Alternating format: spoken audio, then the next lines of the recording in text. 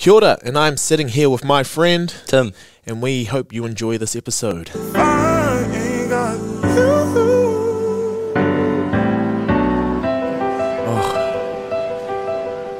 almost feel rude having to like fade that out because it's almost the most beautiful part of that whole thing. It's a real nice intro. It is quite nice, and Pretty. I wish people, if people aren't watching the YouTube, they wouldn't know that was actually you singing. Is that me? Did you record me?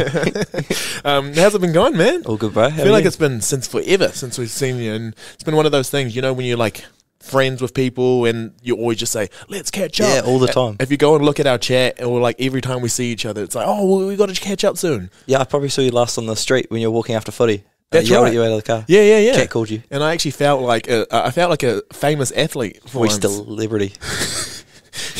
So what's been going on with you, man? Just cruising, man. Just cruising? Bit of course. Yeah. So you're Getting just trying to into really find that groove. Yeah, it's hard. You think you found the groove this year? Yeah, it's real hard coming from work and then swapping to study. Yeah. It's way different. Yeah. No one tells you what to do. For sure. Yeah. You've got to like be way more like set up with what you want to do for a day and be strict on yourself. Yeah. And just something that's cool about you, but then also it's the curse almost. And I found it with myself as well. It's like the type of people we are the types of people who would give pretty much everything else to everyone before even like looking after ourselves. And I think a lot of that comes from probably the way you were brought up. So that's where we could start, and then we can kind of come to where you are now. Yep. So like with your upbringing, because I always thought you must have been Māori. Nah. Or like something about you, because you've just got, it's like a vibe. And I don't want to be like that whole segregating people like, oh, Māori this, Māori that. But like everything, I just always felt like you were Māori. Nah, so like, did you grow up with? Yeah. So that's, fully, yeah. So tell us a little bit about your upbringing. I grew up in Lake Tekapo, which is like a small town. It's like the first lake of the lakes that have all the dams in the South Island. So there's not many people there. And then went to a small school there for primary school, which had like 30 kids. Yeah. And then to my high school, which were like 190 kids. Yeah. Everyone, so it was real small. Right. Yeah. Like one of those things where you pretty much know everyone. Yeah, for sure. Yeah. So everyone who was in that area kind of went to those schools. Yeah, and like you like, you're not just with your own age group. Like we played with, when you're in a primary school, you were like with like all the older kids and the younger kids all together. Like, because there's just no one there. So yeah. And then what? So like, because I know. I mean, being in the islands and everything, like everything's quite small, and it's quite. You don't know any different at the time, unless you've grown up somewhere else. But I just remember like comparing that to being here in New Zealand overall, but then also like going to a bigger city. Yeah, was just like, that was whack. It's crazy. Yeah. Like we did a few trips over to like Aussie when we were younger, and that was like crazy. Yeah, so many people. Yeah, like buildings tall. Like I'm used to like the mountains and like the lake, and like that's about it. And then you go to these big cities, and it's crazy. Yeah. What was school like then? So, like, did you have any siblings when you were going? Yeah, I had a sister. Yeah. I got an older sister. We got on all right at school. Get on real good now, but you know, clashing when you're growing up, 2 years apart, so it's kind of like that age. Yeah. But, school was all good. Like, just everything was outside. All sports. Like, at high school we played, like, rugby, club rugby. That's all that we played. There was one, like, main sport, and then, like, skiing and all the sports, like go to volleyball tournaments when you had to play volleyball at all. Yeah. Versing the teams that are like fucking first football, whatever it is. They're like top teams and they're just smoking you. You're like first time touching a volleyball at there. So it's a lot of fun. But yeah, it was definitely kind of sheltered. Like you didn't really know what was going on. Like it was really good, but then other things it's like, man, you're definitely sheltered from that, like even like cultures. Yeah. Like we have a lot of tourists coming in, but like mostly just like white people, farmers, all around. Like culture shocks definitely when you leave. Yeah. When you did leave, where was the first place you went to after that? Dunedin. So you came to Dunedin after that, and what were the main differences that you found? Like, so from your small, because I guess you would have, as you grew up, got to know slightly more around you, but then actually moving yourself out of that place to a new city. Like, what was that like? It was crazy. I remember the first time I came down here for a job interview, and like, I was on the one-way system, which is like 4 lanes wide. Yeah. And I was just cruising, and it's like, oh, just keep going straight. And then I just like followed it straight, but then it wanted me to turn off, and I was off the way to Invercargill, and I was like confused. So I was like, how do I get off this? Like driving all around for ages. Yeah. So it was like a big change, but then it's not as well because Dunedin's kind of like, especially in North D, like you're quite close together, and you got all your mates around anyway. So and I had lots of mates that came down here, so I just sort of hung with them. Yeah.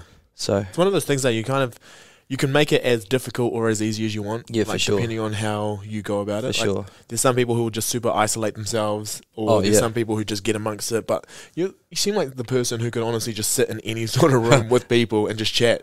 Yeah, I guess so. Like, because when I moved down for my Sparky apprenticeship. Yeah. So all my mates were in halls. And so I was living in like a studio room, like didn't know anyone. So I used to just go to all their halls and just, you'd have to, like if you did go out to them, like you'd be just sitting in your room by yourself. So like I just spent all the time at other people's places and stuff like that. So fair enough. Because meeting people. Yeah, I mean that's the thing. It's like, I mean, because I've heard so many different things about people who came down to Dunedin, and like, so I obviously had a really good time, and that's why I stayed all the way. But there are people who, you know, just didn't have that sort of relationship with different people, and they just couldn't quite crack it. And you know, it's not any fault of theirs, but you know, some things don't work for different people. And you talked about being a Sparky or doing a Sparky apprenticeship. Why was that kind of your way forward? If you had a bunch of friends going to uni, staying in halls, like why wasn't that something that you considered?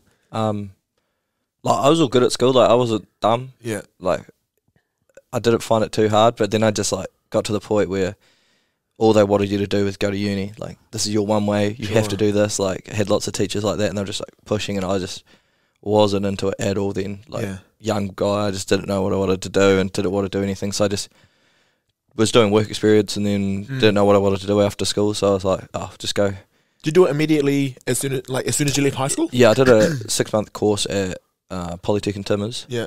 And then came down here in like the June after I finished school. Right. So 6 months after I finished, and just started down here. What made you choose that line of work? Nothing in particular. Just it was just something. Like I didn't really even want to do it. Like, well, I did not want to do it, but then like quite soon as I started it down here, I was like, damn, definitely not doing this my whole life. Like I remember like vividly like being in this church in South D in the middle of winter, it's like pissing down with the rain, and we're like pulling cables, and I was like, this sucks. Yeah. Like I'm not doing this my whole life. It was like 3 months into my apprenticeship, and I was like, no way. Right. I mean, how long did you end up doing it before making the switch? I think my apprenticeship took me 4 years. Yeah. And then I was there I was here another year after that. So I was there for 5 years. And yeah, just decided that that's definitely, like by my third year of my apprenticeship, I was kind of like, nah, definitely not doing this. Like, but during that time, you kind of, you rose to be one of the like more reliable people in your team. Like I've heard a couple of stories, and I just remember like I was sort of, I would say more reliable. I'd be more like I was out on my own quite a bit. It was just because our company had like the big jobs you'd be on, which I was on first. But then I sort of got put into like the jobbing side of it. Right. So I had like my own van, and I was just driving around doing jobs by myself. And I had a real good boss at the time, and he just would just give me, he was real good to me, and like he knew I didn't like it, but he was just giving me heaps of responsibility, get me to do it. And then I just learned heaps by doing that by myself. But definitely like even then I was just like, nah, not me. Definitely not me. So even now though, like that you can look back on that sort of stuff, are you glad you had that sort of run? Like you weren't just one of those people who just went in and did what you had to. You actually got that extra bit of responsibility? Yeah, for sure. It definitely helped. And like I don't regret doing it now. Like it's super helpful for everything I do now. But at the time it was like tough, like, you know. And then like you're living with students and you're coming back and you're wanting to get on the piss when you're young and stuff on a fucking Thursday night, and you've got work at 6 a.m. in the morning. It's it was tough. But like now it's like, definitely like I had 5 years in a company working with other people and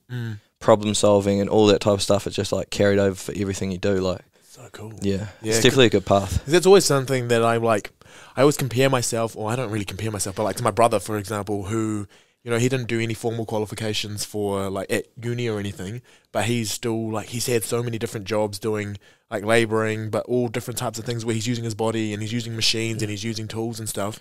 And if we think about like what we would do with our family and like who's the most useful, sure, I've got all these brains and like a PhD and all that sort of stuff, but I am useless when it comes to all that other stuff. It's actually funny because like that's usually the way it is. Like, but I think that's a silly way to look at it as well. Like that you either have to go one way or the other, which is the way they sort of split you up at school. It's like if you don't go to uni, this is all you're going to be. That's because that obviously come from a lot. This isn't all teachers, but some of them, you know, some of the older ones that have come from academics and only being academics their whole life, they're like, it's uni or you're going to be a tradie or a farmer. But where I'm from, like, you know, and there's no reason you can't do one and then swap to the other, For or sure. do both, or do like, you know, like there's some real handy people that are really smart, or the opposite way around, that, you know, like people that have done trades and they're like, oh, I might go to uni now, or go to Polytech, or do something like that. So and it's talking about the trade stuff, so like just going through and like talking about like more technical skills that you had and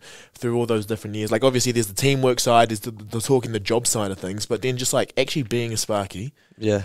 So what is it actually like? It's like a lot of just the same stuff, plugs and lights. That's what they sort of say, like in your junior stuff, like you're just doing either plugs or lights in a building, like, and like we did a lot of the buildings around the uni here, and like one of them I was on for 2 years. Holy crap. So like like for muds on the end, you're pulling cables. Like you look at a building like this, it's like stories high. Someone's got to pull cables from one end to the other for days and days and days. And that was me for like ages. And you're just pulling, labeling, pulling, cutting for days and days. But it was fun because I had a lot of young people with me, so we used to get up to mischief on sites and stuff like that. But is it one of those things that like if you take the wrong corner anywhere, like you just have to redo everything? Oh, there's definitely stuff where like you'll do something and you have to. If there's always this one where like you can like pull a cable the whole way down a hallway, but then you've pulled it around the wrong way of like a doorway or something, and it's like stuck. So then you've got to pull it all the way back to rerun it across stuff. Yeah, right. So there's stuff like that, but I mean, it's not.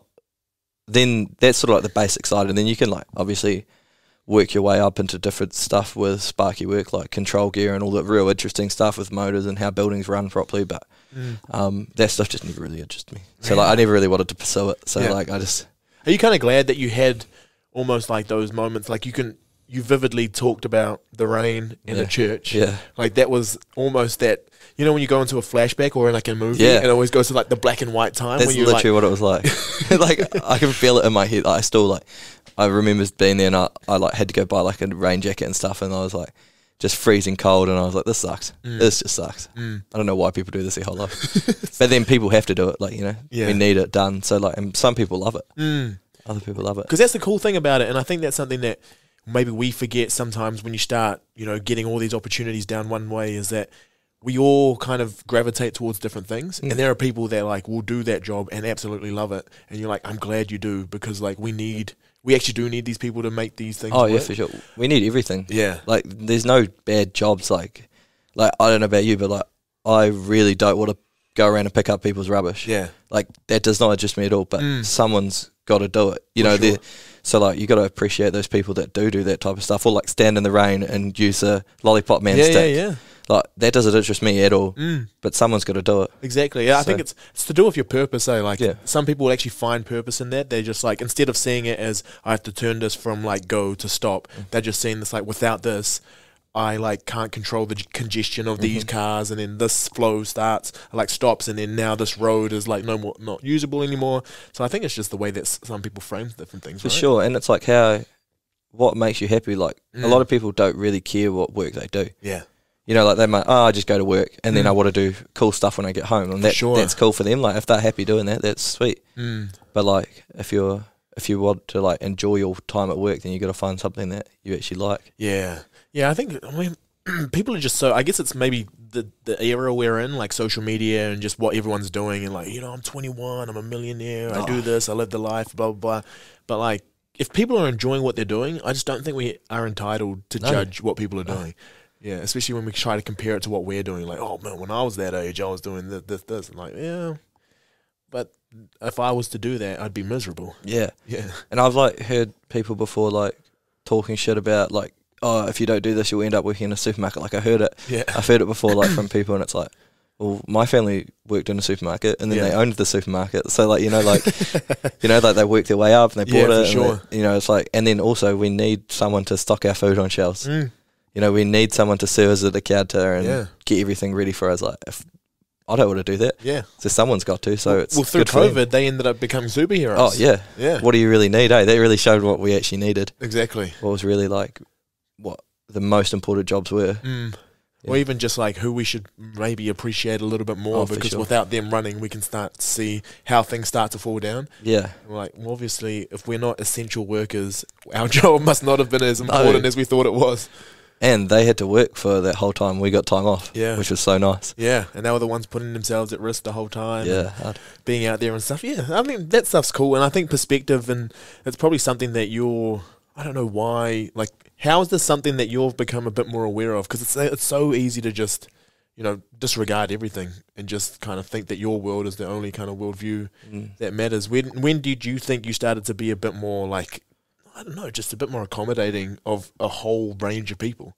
I kind of have been a lot of the time, but definitely I was still a little shit at school and stuff, like, I was pretty, like, classic guy, pretty insecure, doesn't know what they want in life, like, has to try find their way and just makes bad decisions sometimes and things like that. So probably more when I came down here and, like, just sort of found, like, a groove of where I wanted to be and who I wanted to hang out with and people like that, and definitely, like, the people around you definitely mould you. And I've got great friends that I've had since school now and I'm still friends, and then there's other ones that I don't really see that much anymore, which is fine, like, it's just the way it works. But the whole friendship thing, especially when you start moving in different places and, like, someone you thought would be your friend for life, and then you start seeing, like, you have differences in life, and then it's just like being able to let it go. Yeah, that's it. I think some people hold grudges around it, like, oh, this person doesn't talk to me anymore, and it's like, it doesn't matter, like, it's just the way it is. Like, we all grow apart and we all change, and like, I've definitely changed since I was at school, like, for sure, hugely. Yeah. So it's almost a compliment when people are saying, like, oh, you're not the same anymore. Like, yes, thank God. It means I've done something. Yeah.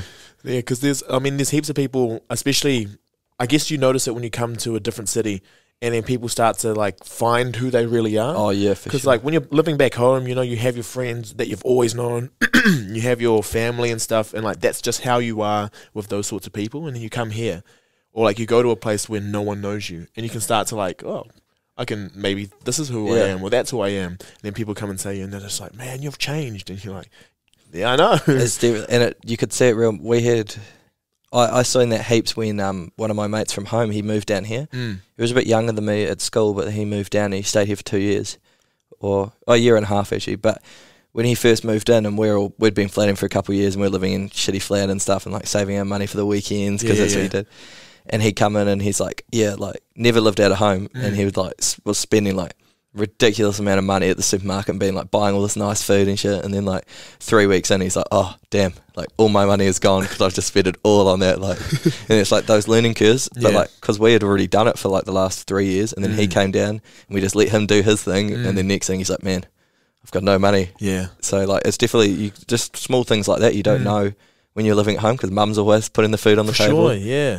Those are all the lessons that are probably the most, like, they're the best lessons. Oh, yeah, for like, sure. Not the stuff where you get taught, like, formally, but it's just when you go and do stuff, that's when you start to figure out, like, oh, that doesn't work for me. Yeah. Especially because, like, when we get taught stuff, it was like what you were talking about before with how, you're taught at school what is ideal in terms of a career path. Like, that's just one way of going about it, but like we said before, like, depends on who you are as a person, right? Yeah, for sure, and how you've grown too. Like, if you're an academic at school and you love school and you know where you want to go, there's people that want to be doctors since they're, like, young, or something like that, and it's like, that's awesome, good for you. Like, but that's not for everyone, and it doesn't mean that person's going to be any less successful, but they just might need some time to, like, find, and doing just a job. Like, that's what I thought of with the Sparky stuff. It was just a job for me, like, right. And I met cool people that I'm still mates with, and learnt lots of stuff around it. So I think just making sure that you just, like, let things happen and not push pressure on, especially on young people. Like, they'll figure their way. 100%, man. Yeah. And because I remember, so you've done a bit of a transition. Actually, there was a couple of transitions. So, because I met you through the CrossFit gym. Yeah. You came in as a member. Yeah. And you became the second Tim. Yeah. Yeah. There's other Tim, and then, like, it's so weird. So Tim, for everyone who's listening, Tim's already been on. He was actually the first guest on this podcast. And then Tim is the owner of CrossFit Dunedin, and now we have Tim here, who we met through CrossFit Dunedin. He came through as a member, and he was kind of part of the mighty 6 a.m. crew that we spoke about a lot in that interview. So if you want to go check that out, do. But you came in there, and that was you working at that time, and then you started coming in just to, like, kind of increase your fitness for different things. It's a classic, like, I need to try something new. I'm going to go do CrossFit. So, like, what was it about that? Because obviously you're still there. You literally just came from coaching there now. So you've kind of made that progression. And that's, what, 3 years? This year it will be 3 years mid-year. So like, what was it about it that kind of kept you in there? Well, wait, actually, the first step was, why did you actually choose to do CrossFit as like kind of your mode of training?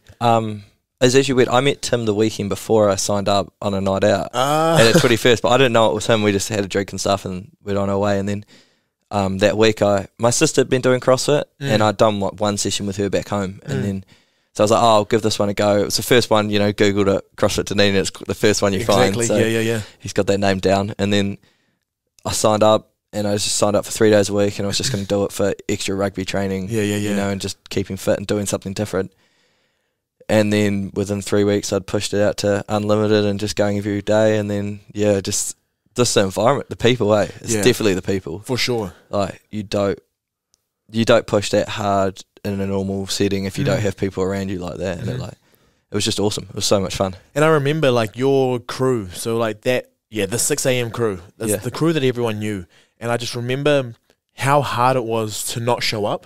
Oh, yeah. Because you'd hear about it, like, days. Pretty much the day after. Yeah. Or even like at 7 o'clock when the 6 a.m. class finishes, you're getting messaged at like 10 past 7, where were you today? Yeah. And everyone just wanted to know where you were. Yeah. Or like, it actually starts from a place of worry. Like people are just like, oh, I hope he's okay. Yeah. Why is he not here? And there's like, and the 6 a.m. is just such a diverse group. Yeah. Well, the whole gym is now, it's definitely pumping, but like the 6 a.m. back then especially, that was like the diverse group of like younger people and older people. But every day was consistently the same people, and they were just it was just awesome to get pushed and learning all these new skills all of a sudden, realizing like the way you've been squatting at a gym is like shit form and everything, and like you've got nothing, like you're just like, and then you've got someone that's like 30, 40 years older than you, stronger than you, or faster than you, and you're like, damn, I'm fit, like, So humbling, eh? Oh yeah, for it's sure. So humbling. I remember like having to go through that and all as well. Like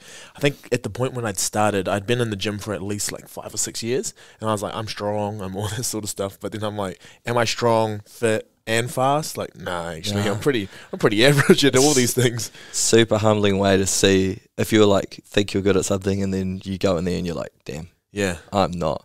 Or like when you do the open, the worldwide one, and you see how like low you are on the scale, and you're like, oof, shit, I am not good. Yeah.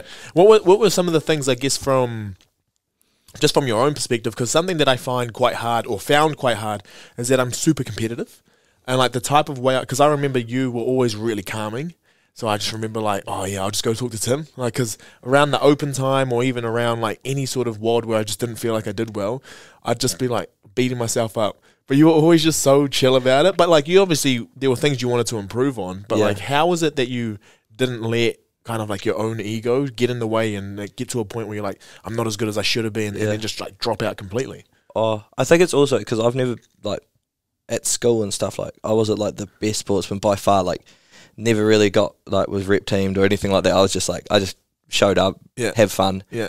And then I did the same thing at CrossFit. I was just showing up and just having fun. Yeah. And then like Tim especially, he like pushed the fact that you got to drop everything back and do good form first before you do things. And so I just used to drop back weights and just suck it up, like, oh, I know I'm not going to be able to lift this, so I'm just going to do that and just keep calm and just have fun with it. And then it's probably from that now I get more competitive in it. Yeah. I think building up slowly and then realising like, oh, you can do better and better each time. And then I think that sort of gets competitive. But in CrossFit, you're not competing against someone else. It's only against yourself. Even though you might be pushing to keep up with someone, you're never like mad at them for beating you. It's only like, oh, I obviously didn't do enough. Yeah. So I think that's the best part about it. It's why it's so like humbling to yourself, is that the only one you can blame for not being good enough is yourself. It's not like anyone else's fault. So, yeah. And there were always some of the workouts, though, where you just, like, you expected to do better. You're like, this is my, like, that was really, really good. But, like, that was the cool thing, is that you come back the next day and you're just like, all right, let's go again. And then you do a workout that you think you're going to be bad at and you do real well. And you're like, oh, nice. Yeah, I guess that was the hardest part, is always, like, looking beside you to see where other people are. And then from there, that's when you start, like, beating yourself up. You're like, no, that's not what it's about. I'm just here for sure. Yeah.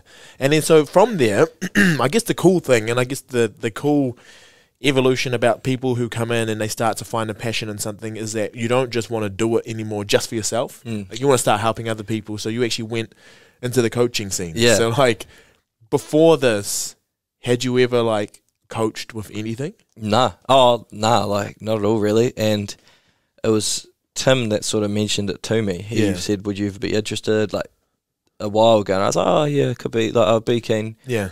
And just training with Tim all the time, and him helping me, and then like he sort of eased me into it and stuff, and I just started shadowing him, and then have started now. I've done it for it must be 4 months now. Yeah. And just it's so much fun helping other people, and just I mean you get to go and yell at people for an hour and help people enjoy their day. Like I think one of them said like they like it, and it's so good for members because someone said that they like coming in for an hour of their day when they get told what to do. They get someone else tells them exactly what to do. They don't have to think, and it's just so much fun to enjoy that time with other people. For sure. So it's just a new way to enjoy it more than just being in class. You get to also help other people in it too. Yeah. So and definitely big learning curve though. Yeah. So hard to coach so many people at once. For sure. Yeah. So let's get into that. So like, just for your first couple. Not even the shadowing part, but even just like taking little bits of classes and having maybe like a class of 10 to 20 sometimes. Like what were the things that you noticed straight away that you're just like, sheesh, this is not a natural thing? Trying to organise 15 people to do one thing, and everyone if everyone keep asking questions, and you're like trying to organise like time frames for it because you've only got an hour. And you've got a certain amount of work you've got to get done in that hour. Yeah. You've got to coach them through it. You've got to like warm them up. You've got to do all this. And then keep track of them. So keep them pushing so that they get it done in the time. So just organisation. That's the biggest one. I just trying to organise, and then also getting confident talking to people. Like I'm fine talking one-on-one with someone. Yeah. But I get like mad stage fright. So like talking in front of a class was quite nerve-wracking at the start. Yeah, I was like shaky. Like I'd point something on the board in my hand and be like shaking. And like, yeah. So that stuff was real hard. But I mean, living with Tim's a positive because I'd just go home and I'd be like, I don't think I did that well at all. Like it was so bad, and then I'd talk to him about it, and he'd just give me some tips, and then you'd feel better for the next time. So that's cool, man. Well, at least you're willing to learn, eh? Oh yeah, like you've got to. Yeah.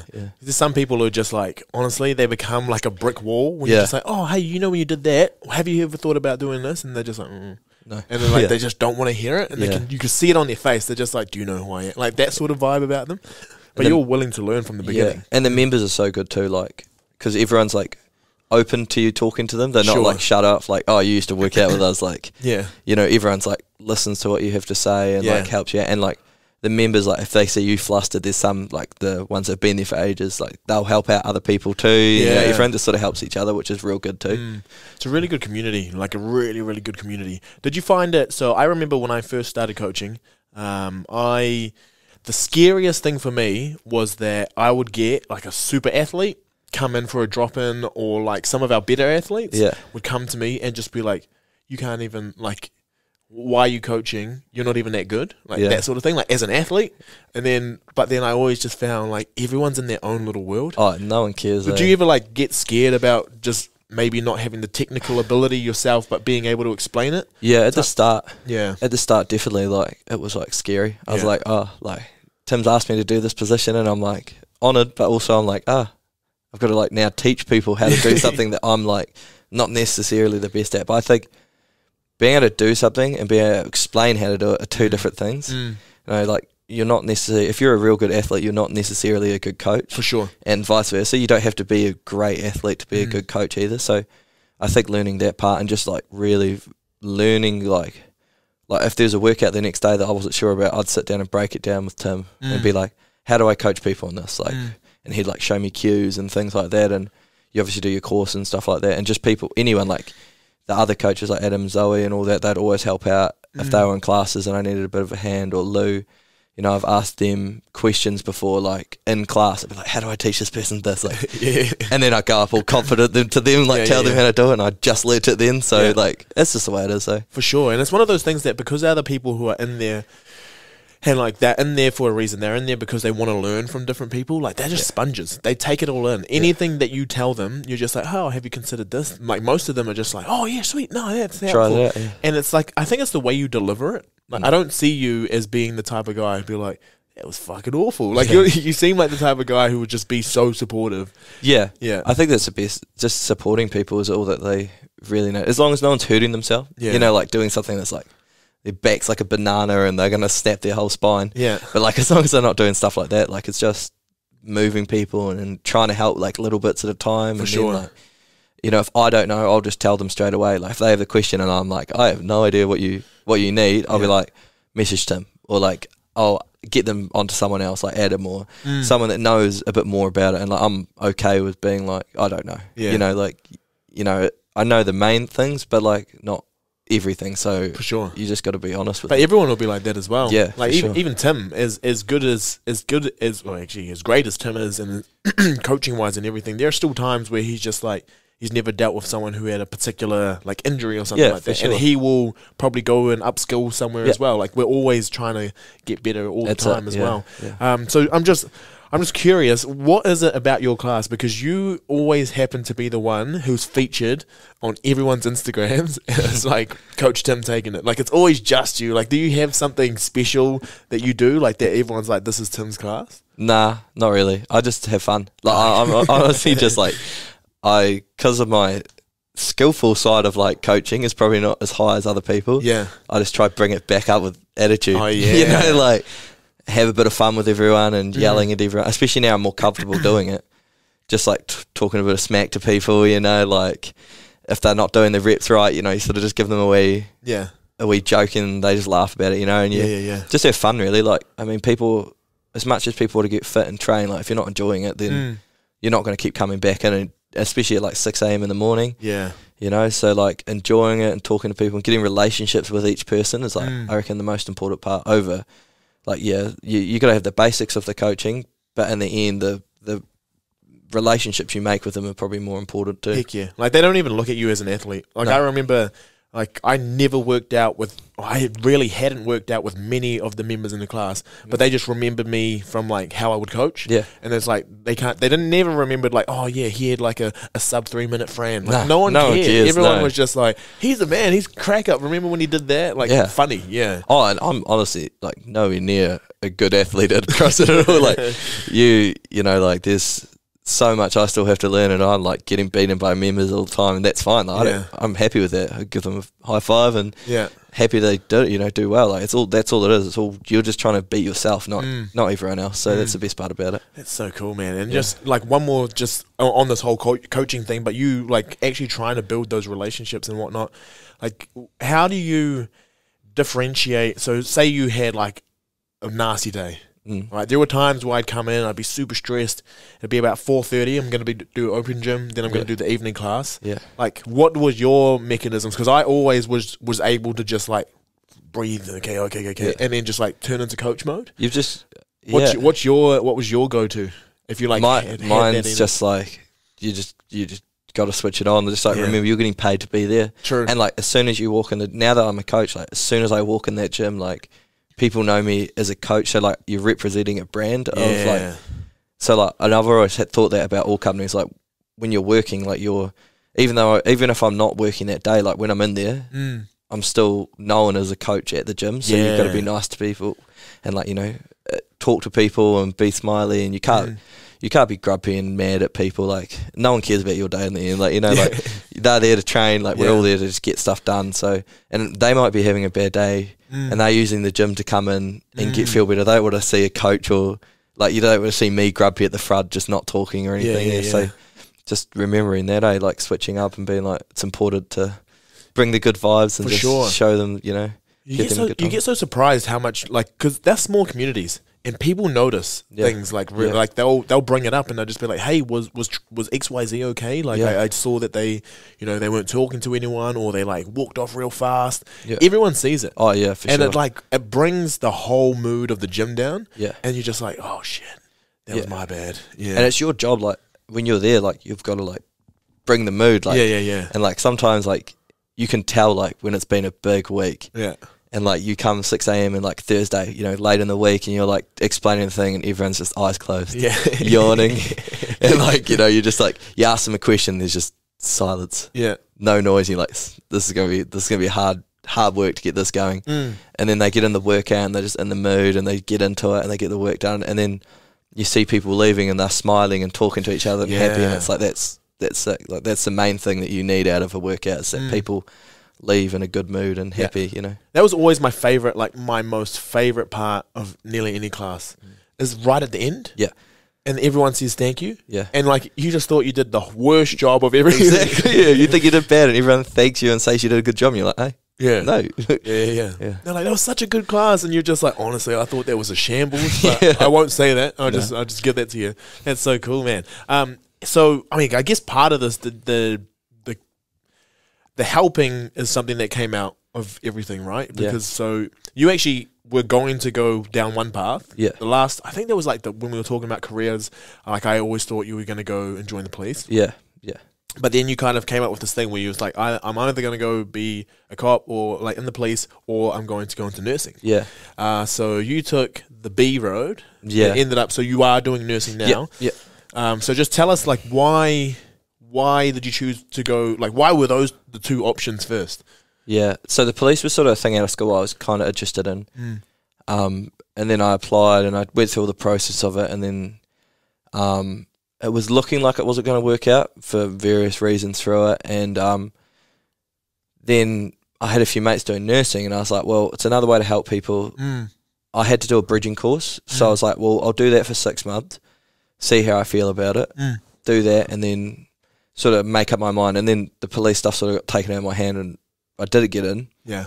And like for that period from about November through to December, I had no idea of last year what I was going to do. Like I just had no idea, like felt shit about myself, you know, just down. You just don't know where you're going to go and what's going to happen, because I'd spent, you know, a year and a half so focused on getting into one area. For that, And then this other area that was kind of like, oh, maybe.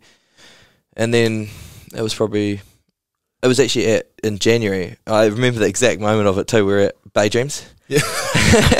And it was like LAB was playing and like sun coming down, you know, with all your mates around. And like, I finally was just kind of like, oh, I don't need to go into the police. Like, that's fine. Like, it's out of my hands. I can't do anything about it. And I was like, I'll give nursing a go.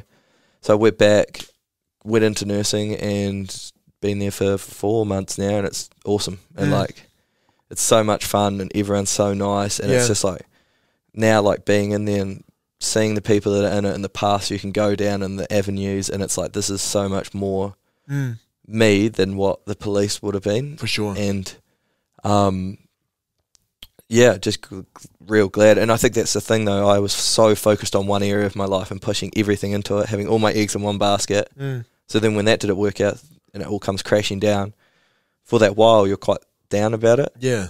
But then I had another path and I came into it, and it just feels so much better now than it ever did going to the other way. So cool. How did you pull yourself out? Because like I know there's been a few times where like I've put a lot of effort into either doing something like a sport or doing something like an application or something, and then you just get declined. Well, either you get like a big injury or you just like don't get the application or what you were kind of going for, like a job or something. Like how did you, because you spend ages being like, it's because you're not good enough, all that sort of stuff. Oh yeah. How did you get past the like, frick? Like, it's hard. Like, you have everyone around you that's supporting you, being like, oh, it's fine. Like, you know, the whole, oh, you're better than that anyway, that type of stuff, which is so good. And it's awesome to have people around who, like, I had such supportive people. Yeah. And like everyone just wanted to be there, and that was awesome. That's exactly what you need. But until like yourself is fine with it, it doesn't matter how many people are around you helping you. It's until you yourself feel like you're okay with it. And that's what I mean. Like in the exact moment, that time I remember it. I'm like, nah, that's it. I don't need to go that way. Like, I'm happy with where I'm going to go. Right. And give it a go somewhere else. And after that, stuff just started clicking into place. Like, that's when I started coaching, and I got a course flat and all that, and things just started clicking. And I think I was so pushing everything away because of something bad that happened. Right. But then when I opened myself back up to everything, then everything started coming in, was happy again, you know? It's almost one of those things where you're like, you're not sure if those things were already happening, but you just weren't noticing them. Yeah, for sure. Or was it that you allowed these things to actually come in because you like had switched your focus? Yeah. It's interesting because you have so many people around you that are telling you all the things that you learn down the track anyway, but at the time you're like, you don't want to hear that, you know, like, it's not that you don't want to hear it, but it just doesn't sink in, you don't feel it properly, and And all it is time. Like, it's just you just giving yourself that time to find your own way and your own path. And other people might be different, but that was for me. Like, I just had to ride out that shit time of between that period of not. And it was a bit longer than that because I kind of knew for a long time, but I just didn't even get confirmation for a long time that I wasn't going to get in. Yeah.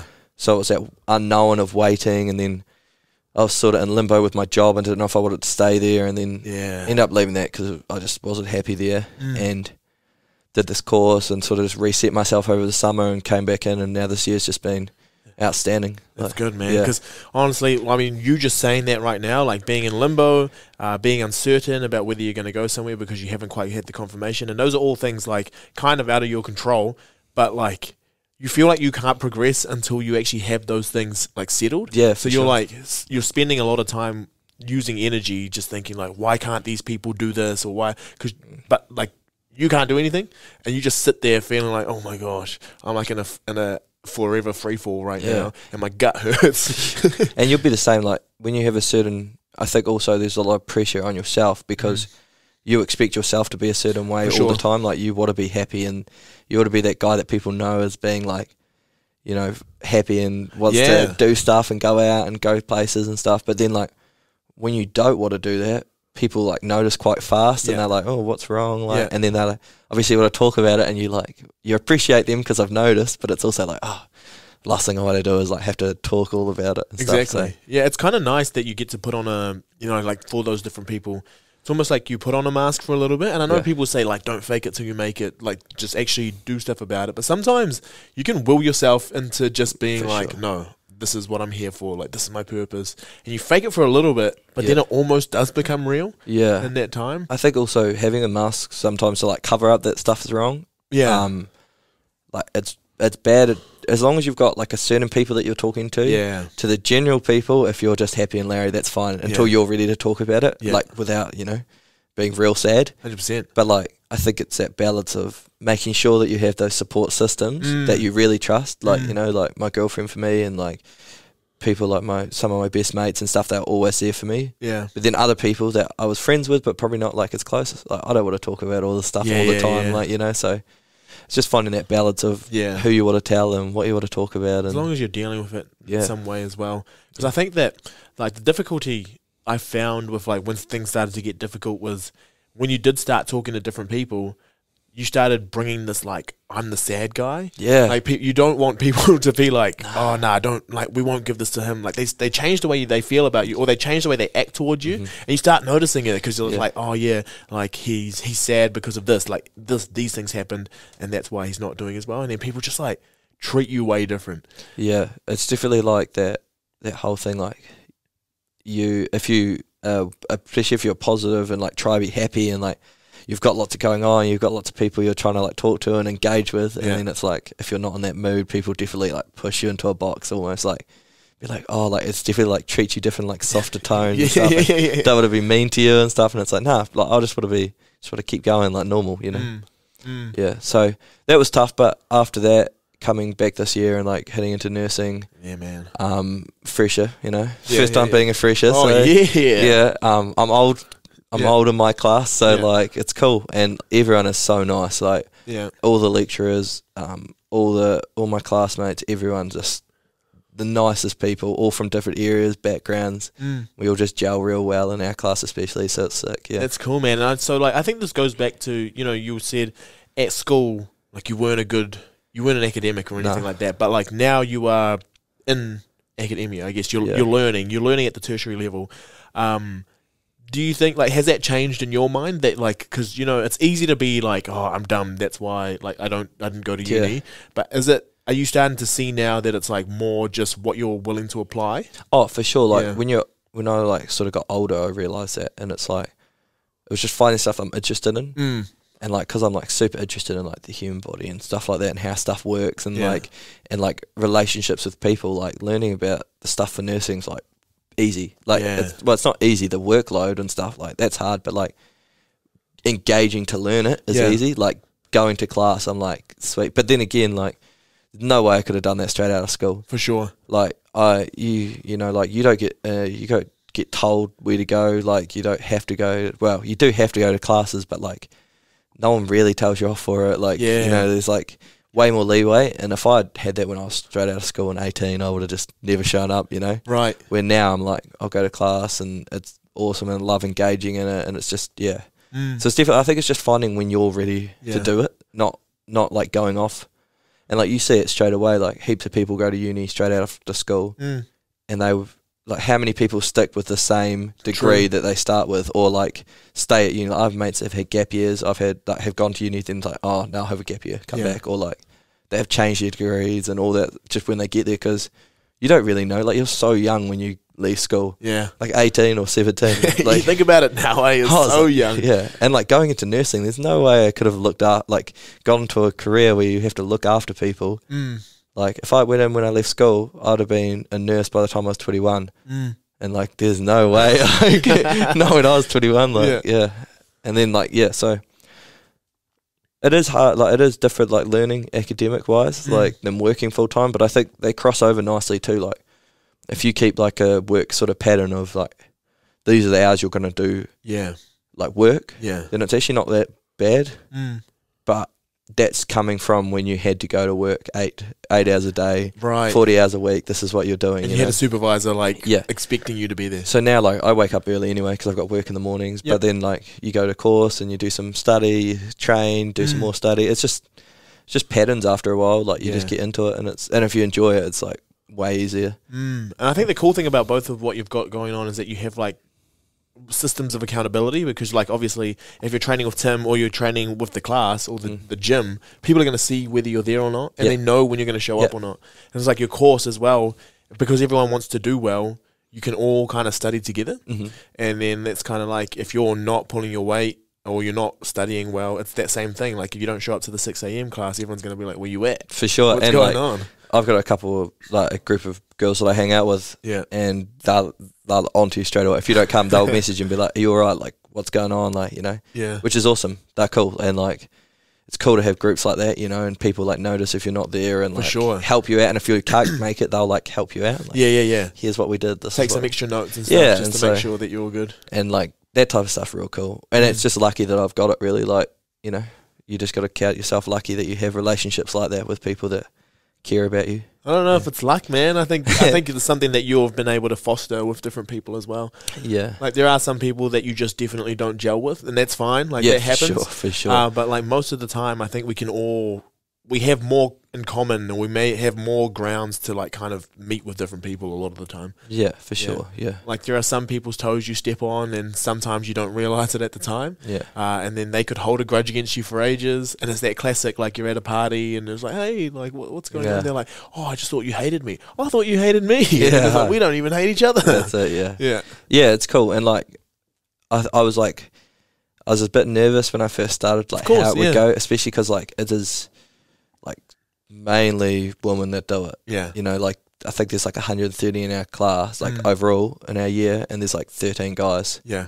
And so I was like nervous going into like how would you fit in, where would you go, you know, sort of area. But once you're there, like it's awesome. Like that's it's cool, so much fun. Like I was actually going to ask about that, because like even like with myself, like I don't have many tattoos, but like I've got a sleeve and then I got my leg as well.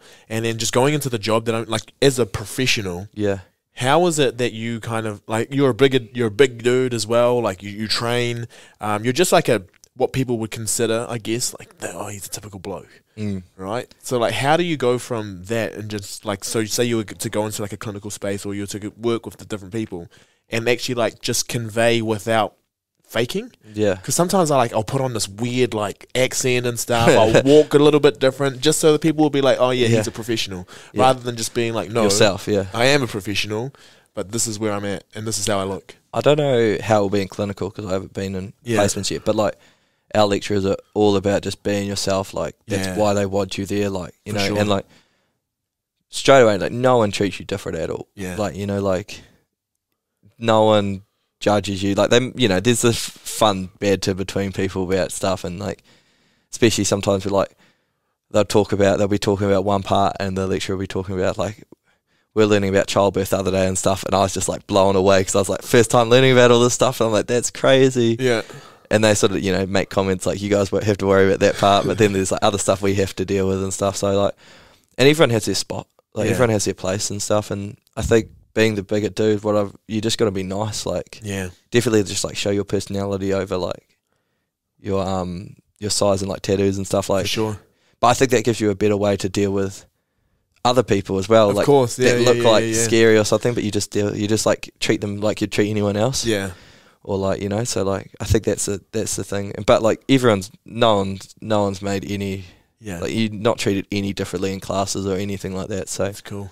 But I guess that's just the whole nursing thing though. Like it's all about caring for people. Yeah. So like the people that are going into it want to care for people. So like, you know, like it all just crosses over. Like you're not going into a judgmental space in the first place. You're going into a space where people want to help each other. True. Yeah. If you can't even work with your classmates, exactly. How are you expecting to work with people and who have illnesses and all that sort of stuff as well? Yeah. And like our class is just awesome. Like we've got people that are like 18 straight out of school up to my age, and then there's like older people too. But like I do feel old, and I'm only 24. But like one of my first days there, I was sitting in the lecture with someone I didn't know, and they were just talking, and he was asking me if I was going to go out for O week. I was like, no, like it's like a Tuesday night. I was like, no, I've done my Tuesday nights. I don't need to go. He's like, oh, how old are you? And I'm like, oh, 24. He's like, wow, you're old, eh? And I'm like, ouch.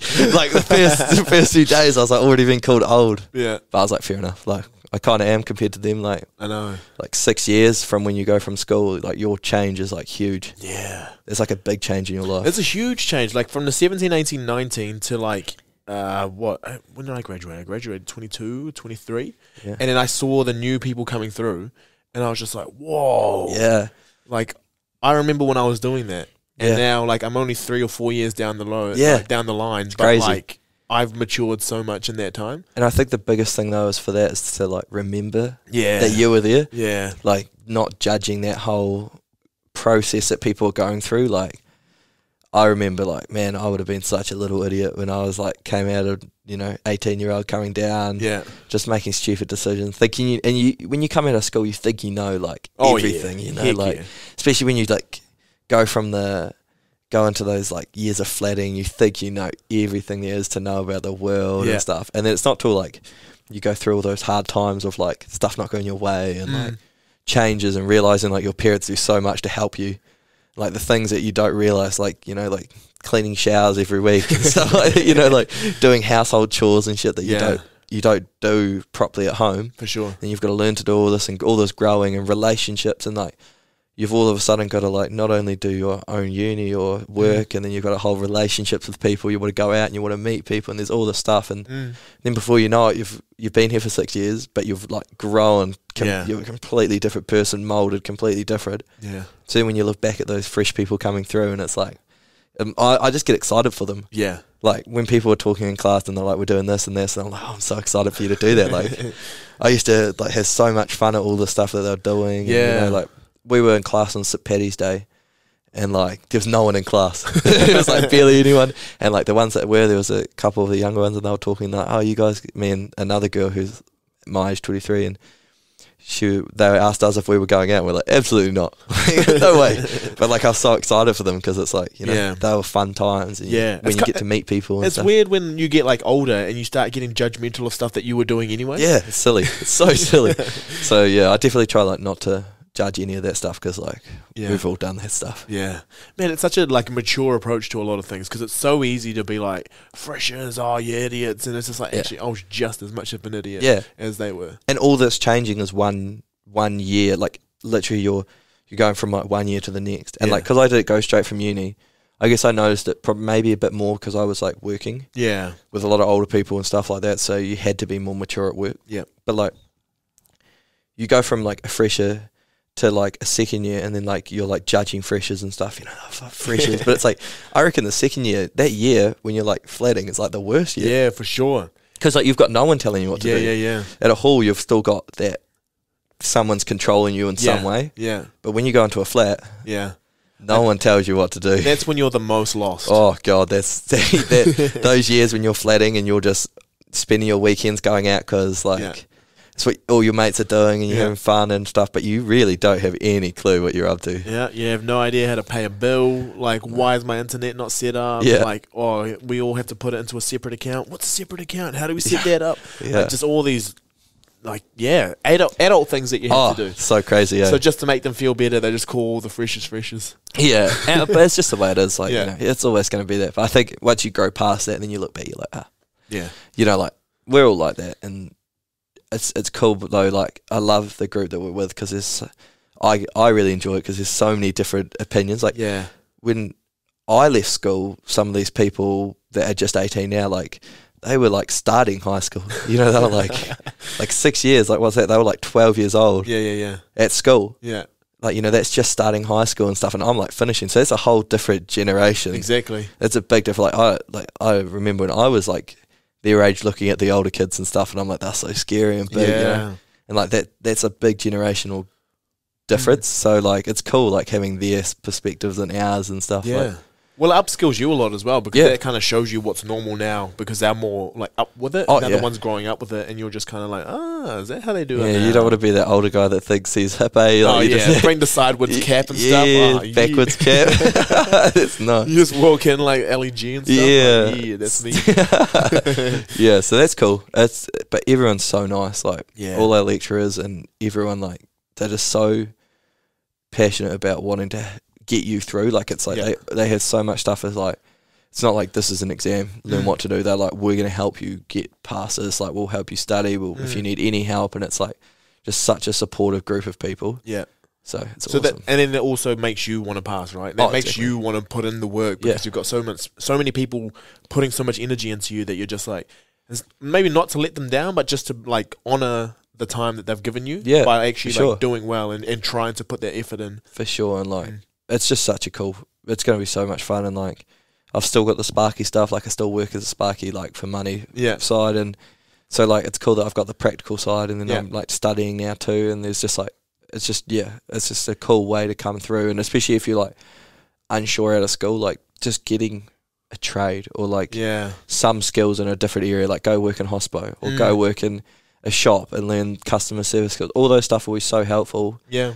For now when I'm going through it, like I've just got like way better time management than I had when I was young. Like I've got way better like skills on how to solve problems and how to like deal with like your stress levels, like when you get stressed, but like when you're, so like those skills are super helpful from when I was working full time now to study. So yeah, man, it's so useful. Like all of that sort of stuff, and that's like just a huge reflection. And it's one of those things where, you know, I think a lot of people need to hear that because there's a lot of people who are stressing out about, you know, I'm 22 now and I don't know what to do with my life, or I'm 17 and I'm about to go to uni, but I don't know what I want to study. Yeah. My parents want me to go to uni. That's like, a big all my family went to uni and I'm not ready to go to uni.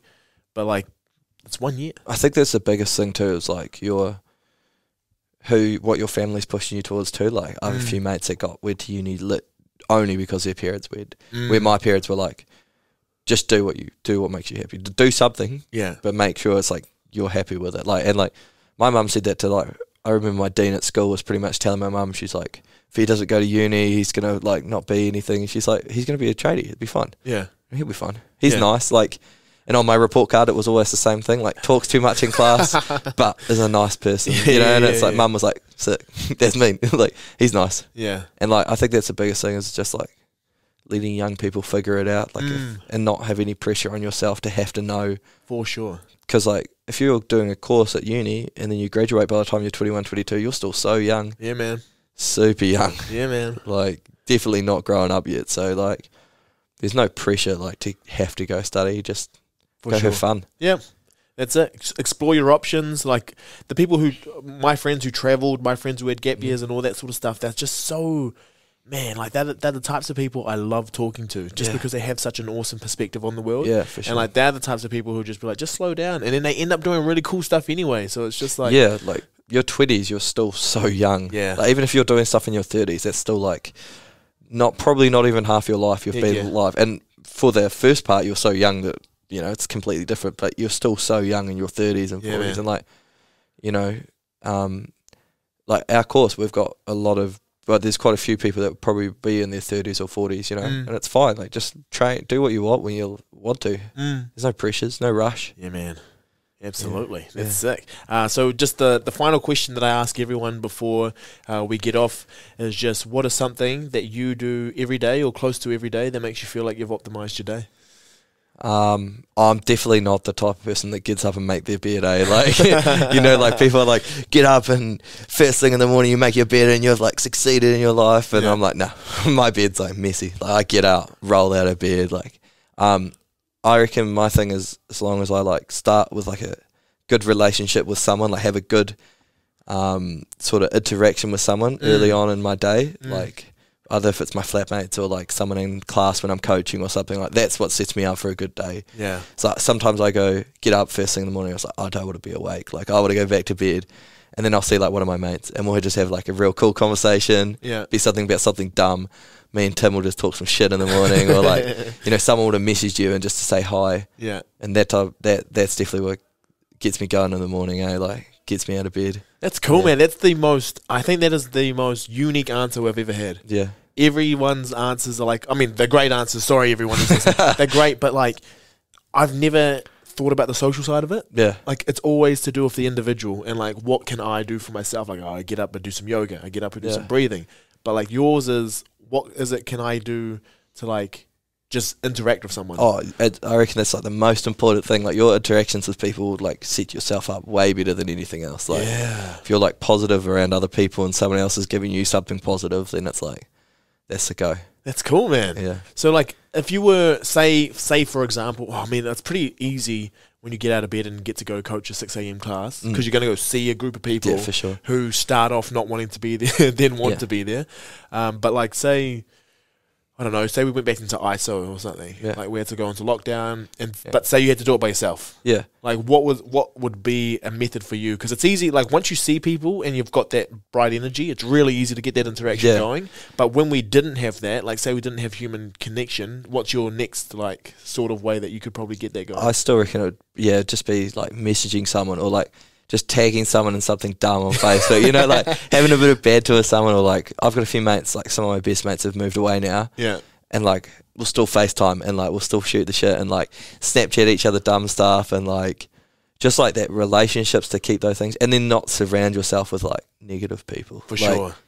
Like, I think when you're young, you like just want to be friends with everyone. Yeah. You like everyone, you want everyone around. And then like when you start getting a bit older, like you start realizing like, who do I want to like put my time into, like where do I want that energy, because you've only got a certain amount in a day, like no matter who you are, like even if you're super like into whether you really like interaction with others or if you need only little, like you still get tired by the end of the day. Like if you're like, you'd know if you're like got like something when you're teaching all day when you do your teachings, by the end of that day you're like mentally fatigued, like you're just like, I just want to go to bed. You turn into a potato. Yeah, and so like making sure that the interactions you're having are with like positive people and like trying to, if they're not positive, like trying to give them some positivity. Nice. Yeah, I reckon that. And then like just negative people, just they can go away, like for sure. Yeah, they'll figure out their own stuff, but you don't have to like put your time into that. Yeah, you don't need to take it on, like take the responsibility and just be like, oh, I didn't do a good enough job. You're just like, oh, I couldn't save them, that's fine. That's it. Yeah, I've got my own stuff. Man,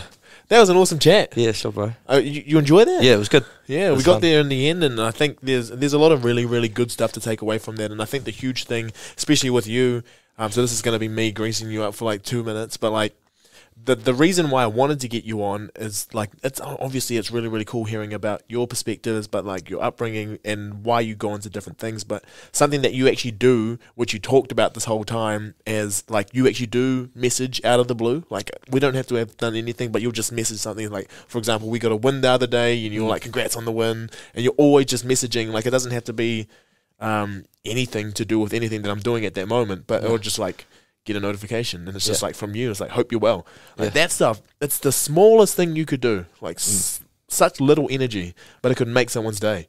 And that's just something that I think it's a good reminder to myself and hopefully to everyone that's listening. That's just like, it doesn't take much to be able to be a good person. For sure it doesn't. No. Sweet, man. Sure, bro. Thank you so much for coming on. Thanks, man. Hope you enjoyed that experience. It was fun. And I can't wait to get this out to everyone. Sure, man. Right, cheers, bro. Sure, brother.